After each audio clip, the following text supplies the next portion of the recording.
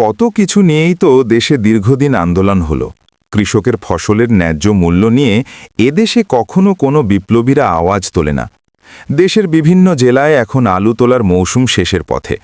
মাঠ ভর্তি আলু ঘরে তুলেছেন কৃষকরা। কিন্তু আনন্দের বদলে তাদের চোখে এখন হতাশা, কারণ বাজারে আলুর দাম নেমে এসেছে তলানিতে। চাষের শুরু থেকে শেষ পর্যন্ত সার, বীজ, সেচ, শ্রম সব কিছুর খরচ বেড়েছে কয়েক গুণ।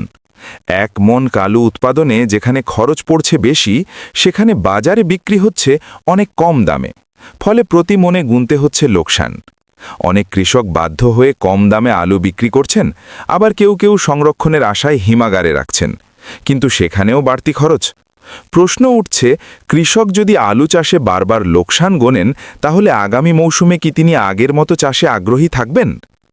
আলু দেশের একটি গুরুত্বপূর্ণ খাদ্য ও অর্থকরী ফসল, তাই এখনই প্রয়োজন বাজার ব্যবস্থাপনায় নজরদারি ও কৃষকের ন্যায্য মূল্য নিশ্চিত করা। না হলে আলু চাষে অনিশ্চয়তা আরও বাড়বে।